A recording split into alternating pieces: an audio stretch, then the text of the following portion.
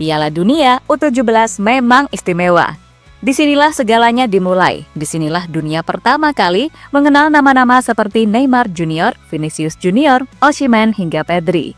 Mereka semua pernah berdiri di titik yang sama, bocah belasan tahun dengan semangat membara dan mimpi sederhana untuk dikenal dunia. Dan tahun ini, seluruh mata dunia tertuju ke Qatar, negara kecil yang sedang jadi pusat semesta bagi generasi muda sepak bola dunia.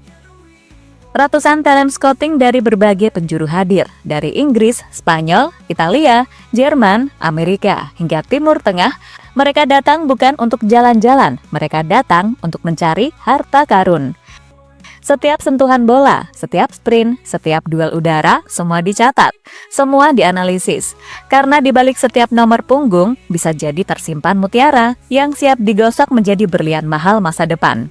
Dan menariknya, dari sekian banyak mata mengintai yang beredar di tribun stadion, ada sebagian yang justru tertuju ke seragam merah putih. Mereka melirik ke arah tim yang selama ini jarang masuk ke peta radar dunia, Timnas Indonesia U17. Bagi Garuda Muda, ajang ini jauh lebih dari sekedar kompetisi. Ini adalah kesempatan emas untuk menegaskan bahwa dari tanah Indonesia bisa lahir pemain-pemain berkelas dunia. Karena di tribun duduk orang-orang penting, para pemandu bakat, kepala scouting, dan perwakilan klub besar.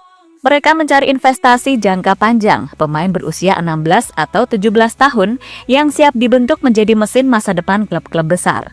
Ini fakta, sudah banyak contoh nyata. Lihat saja Victor Osimhen, anak muda Nigeria itu bersinar di Piala Dunia U17 tahun 2015, mencetak banyak gol, dan seketika menjadi incaran klub-klub besar Eropa.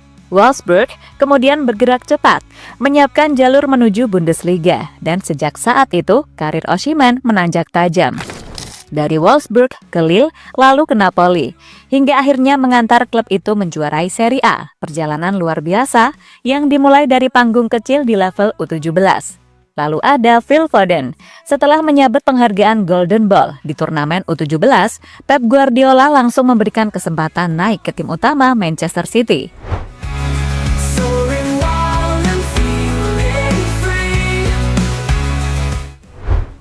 Tapi sebelum melangkah sejauh itu, mereka harus melewati tantangan pertama, yakni menuntaskan target lolos ke babak gugur. Karena disinilah perjalanan besar dimulai. Garuda Muda tergabung di grup H bersama Brasil, Honduras, dan Zambia. Tantangan berat, memang, tapi bukan berarti mustahil. Dengan format baru Piala Dunia U17 2025 yang mempertemukan 48 tim, peluang Indonesia untuk lolos ke babak 32 besar cukup terbuka, baik sebagai runner-up grup maupun salah satu peringkat ketiga terbaik. Jika berhasil finish sebagai runner-up grup H, maka Indonesia akan berhadapan dengan runner-up grup A. Dan di grup A ada nama-nama besar, Qatar, Italia, Afrika Selatan, dan Bolivia. Artinya, jika Italia jadi runner-up, maka duel Indonesia versus Italia bisa jadi kenyataan. Namun jika Qatar yang finish sebagai runner-up, maka tuan rumahlah yang akan menghadang langkah Garuda Muda.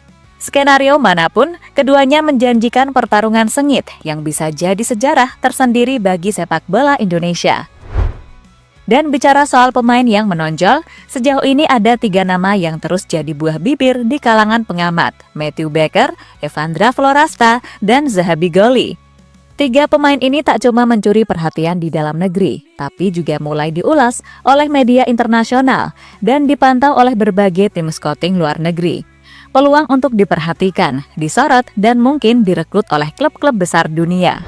Tinggal satu syarat, tampil bagus. Karena di dunia sepak bola, kesempatan itu seperti meteor, datangnya jarang, tapi kalau kamu siap, sinarnya bisa mengubah seluruh hidupmu. Skenarionya cukup realistis. Para pemain yang tampil menonjol bisa mendapatkan undangan latihan atau trial di Eropa, entah itu di Denmark, Belgia, Belanda, atau bahkan Inggris. Langkah kecil yang bisa jadi pintu besar bagi karir profesional mereka. Biasanya, setelah menjalani trial dan membuktikan kemampuan, pemain akan ditawari prakontrak hingga usianya mencukupi untuk tanda tangan kontrak penuh. Inilah jalur yang ditempuh banyak pemain dari Afrika dan Amerika Latin. Dan kini, kesempatan itu terbuka lebar bagi pemain-pemain Asia Tenggara, termasuk dari Indonesia.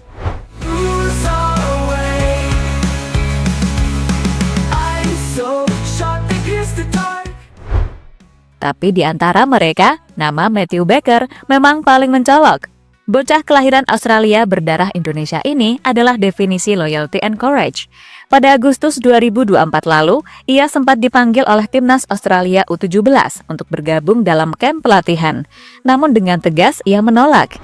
Sebuah keputusan yang membuat publik terhenyak karena jarang ada pemain muda yang memilih jalan sulit demi cinta terhadap lambang Garuda di dada. Dan keputusan itu ternyata berbuah manis. Baker 1 bulan yang lalu mendapatkan kontrak profesional pertama bersama tim senior Melbourne City, klub besar di Liga Australia. Ia bahkan sudah menjalani debut dan tampil penuh selama 90 menit, membuktikan dirinya memang layak naik level. Bagi seorang pemain berusia 17 tahun, itu pencapaian luar biasa. Ia tak hanya bermain di level U17, tapi juga sudah ikut berkompetisi di level senior, menandakan perkembangan pesat dan kematangan yang jarang dimiliki pemain seusianya. Dan kalau Baker mampu tampil gemilang di Piala Dunia U17 ini, percayalah, namanya akan semakin harum di kancah internasional. Apalagi ada satu koneksi menarik yang membuat skenarionya kian realistis. Melbourne City adalah bagian dari City Football Group atau CFG, perusahaan yang juga memiliki Manchester City, Girona, New York City FC, hingga klub-klub di Jepang dan India. Artinya, setiap pemain yang tampil luar biasa di Melbourne City otomatis akan masuk radar jaringan klub CFG, termasuk Manchester City sendiri. Dan rumor pun mulai berhembus. Beberapa scout City kabarnya sudah mencatat nama Baker sebagai pemain muda potensial yang layak dipantau lebih dalam. Sumber-sumber internal menyebut bahwa data performa Baker di setiap laga, termasuk bersama timnas Indonesia, kini masuk dalam sistem pemantauan CFG. Tak cuma itu, Pep Guardiola sendiri, lewat jajaran analisnya, mulai membuka mata terhadap bakat-bakat muda dari Asia. Ia tahu bahwa sepak bola Asia sedang berkembang cepat. Dan ketika Indonesia dulu dilatih oleh Patrick Kluivert dengan Jordi Cruyff sebagai penasihat teknis, dunia pun mulai memberikan perhatian serius. Pep bahkan pernah menyebut dalam wawancara bahwa ia kagum melihat semangat dan gairah sepak bola di Asia Tenggara, termasuk Indonesia.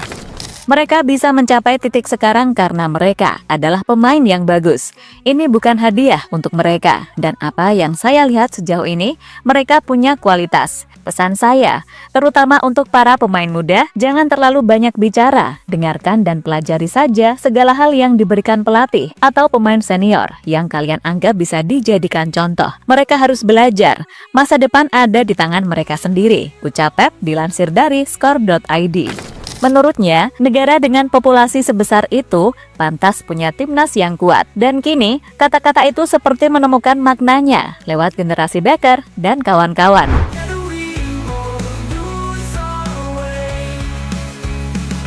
Tak berhenti di situ, nama Zahabi Goli juga mulai mendapatkan sorotan besar. Menjelang turnamen, situs resmi AFC merilis tulisan panjang yang menyanjungnya. Dalam artikel itu, AFC menyebut Goli sebagai kunci harapan Garuda Muda, seorang winger serba bisa yang punya visi tajam dan umpan presisi. Di usia 16 tahun, Goli sudah bermain di level senior bersama Persija Jakarta. Kedewasaannya di lapangan jadi sesuatu yang tak lazim untuk pemain seusianya. Ia bermain dengan tenang, tahu kapan harus menyerang, tahu kapan harus mundur, dan punya naluri alami untuk membaca ruang.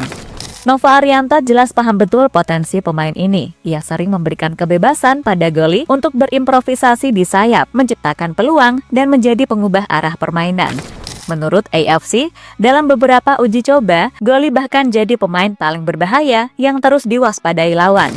Kunci harapan mereka adalah Zahabi Goli, seorang winger serba bisa dengan visi tajam dan umpan presisi. Zahabi, yang berusia 16 tahun, telah menunjukkan kedewasaan di luar usianya dan telah bermain di level senior untuk Persija Jakarta di Liga 1 Indonesia. Tulis pujian AFC dalam rilis di laman official AFC.